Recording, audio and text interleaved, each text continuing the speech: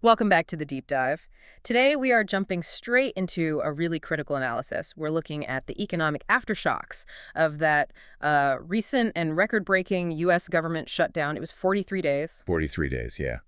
And while a temporary truce has been called, the political instability, the economic damage that is far from over. Right. So that's our mission today, to synthesize the expert analysis for you.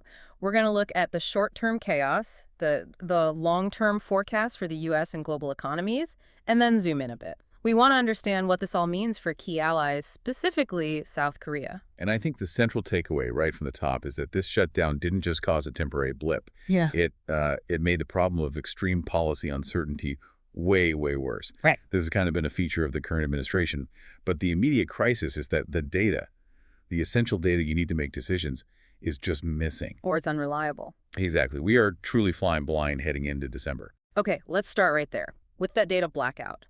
The shutdown literally prevented the release of the two most critical stats that, Wall Street and the Fed rely on. Right. The October Consumer Price Index, the CPI, and the non-farm employment report. These are the metrics, the ones the Fed uses to decide on interest rates. And poof, they're gone. A massive data vacuum. And this vacuum hit at the worst possible time in an economy that was already pretty vulnerable. I mean, we knew inflation was running hot before any of this.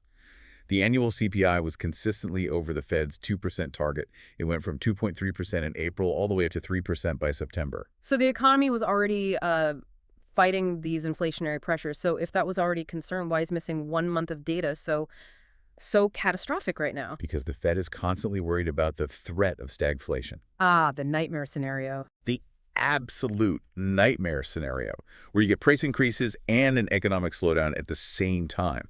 If they had the data, they could see, did the shutdown cause layoffs? Did consumer spending freeze up? Without that, they're just left guessing. Is the biggest risk inflation, so we should hike rates?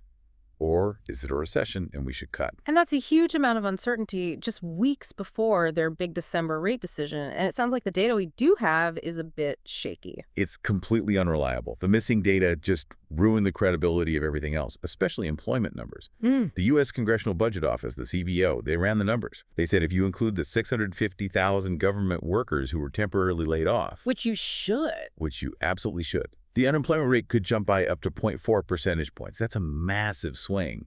And this lack of credible data, it's forced the Fed to just abandon its normal data-centric approach. Now they're in what they call risk management mode. What does that mean exactly? It means they're not trying to hit a perfect target anymore. They're just trying to avoid a huge shock, a catastrophe. And when your whole foundation is that shaky, the path for interest rates, Yeah. it's just a complete mystery. And all this economic fog is made worse by the political instability. I mean, the whole shutdown was triggered by a fight over health insurance subsidies. Obamacare subsidies, yeah. And the resolution was immediately called a winnerless temporary truce, which just signals that, another shutdown early next year is a very real possibility. Policy risk is here to stay. Okay, so let's shift from that immediate chaos to the bigger picture, the long-term structural risks. Yeah. Because the shutdown, as dramatic as it was, it almost feels like a symptom, not the disease. That's a great way to put it.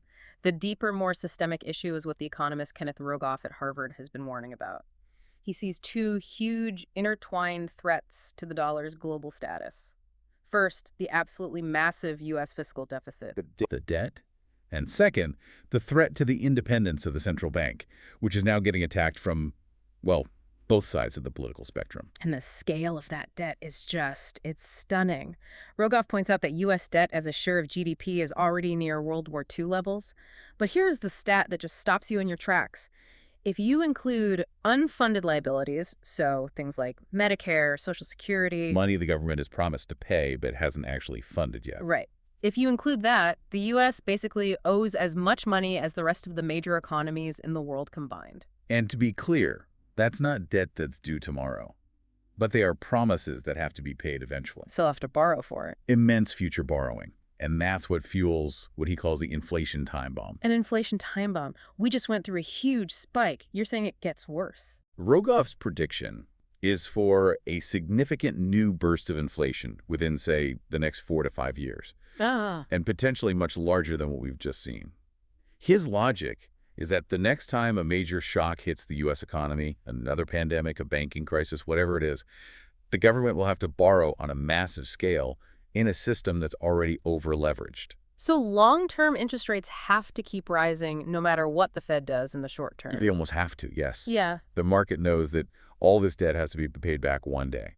So if U.S. debt is at these historic levels and the political system is constantly threatening to, blow things up, what does that mean for the dollar? Rogoff's conclusion is pretty stark. It is. He says the dollar's role as the world's ultimate safe haven is effectively over. Over. Over. Hmm. He points to countries like China, who are speeding up the process of swapping dollars for gold in their reserves. Now, this isn't an overnight collapse, to be clear. It's a slow burn. It's a slow, decade-long burn. But it's being accelerated by all this political uncertainty. It makes anyone holding dollars nervous, so they look for alternatives. The U.S. is, frankly, shooting itself in the foot. That leads perfectly into the second part of Rogoff's warning, which is just incompetent or destructive policy. Exactly. If the debt is the macro threat, these policies are the micro failures that just erode confidence piece by piece. I mean, look at trade policy. He tells this little story about the tariffs on washing machines. His repairman came over and called his old 15-year-old LG machine a Rolls-Royce compared to the terrible new models available after the tariffs. So the tariffs didn't just raise prices, they actually lowered the quality for consumers. That's the point. And they didn't even really revitalize domestic production in an efficient way. But he identifies an even bigger, more disturbing risk, the acceleration of AI. He argues that all these policies designed to speed up AI development, framed as competition with China. They're boosting short-term tech investments, sure. But he says they will lead to wholesale carnage in white-collar jobs. Wow. We're already seeing thousands of office workers being laid off. He says soon it will be millions as AI gets good at data analysis. Basic legal work, you name it. That risk to employment is far, far greater than anything from tariffs. That is a deeply worrying thought. Okay, so let's connect these huge U.S. problems to the global economy. And let's talk about the impact on allies. The big global headache right now, according to the analysis, is still China. Absolutely. The main thing holding back global optimism is China's dramatic structural slowdown. That phenomenal 40-year run of 10% annual growth, that's over. And it's stalled because of a really imbalanced development strategy. The real estate bubble. The real estate anchor, more like. Its entire economy is extremely dependent on real estate, infrastructure, housing. It accounts for a third of its entire economy. A third. And China is now severely overbuilt. You have these magnificent empty office buildings and apartment towers all over the country. And since something like 80% of Chinese household savings is in housing, when those prices fall, it must just paralyze people. It is completely paralyzing consumption. Housing prices are falling 20–30% in some of the smaller cities, which still make up over half of China's GDP. When people see their main source of wealth just vanishing, they stop spending. So you get a long stagnation, like Japan in the 90s. That's the risk. The official growth numbers are, 4 or 5%. Rogoff's estimate for China's future growth is much lower, maybe 2 to 3%.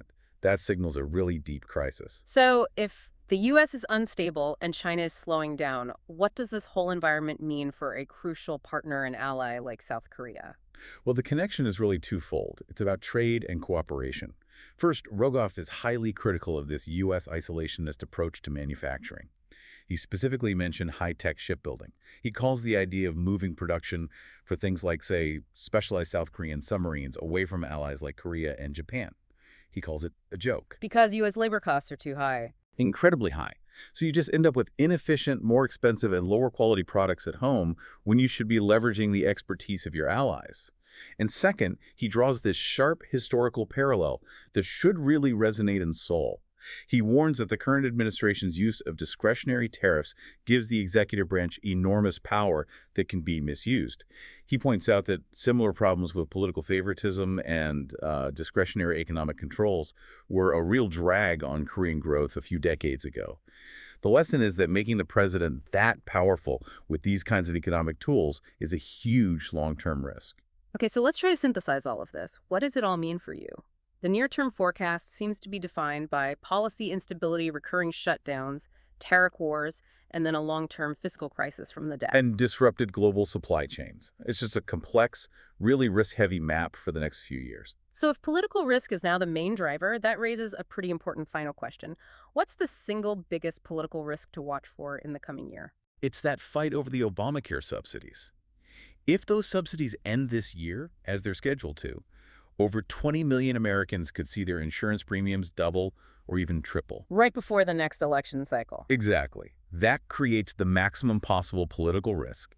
It guarantees massive domestic turmoil and just compounds all the uncertainty we've been talking about. That's a powerful and really actionable final thought. The material here suggests that going forward, you need to track political instability, the shutdown threats, the subsidy fight, just as closely as you track CPI or jobs data. Because it's the politics, Yeah. not the core macroeconomics, Mhm. that will be driving market volatility for the foreseeable future. Track the politics and you track the risk.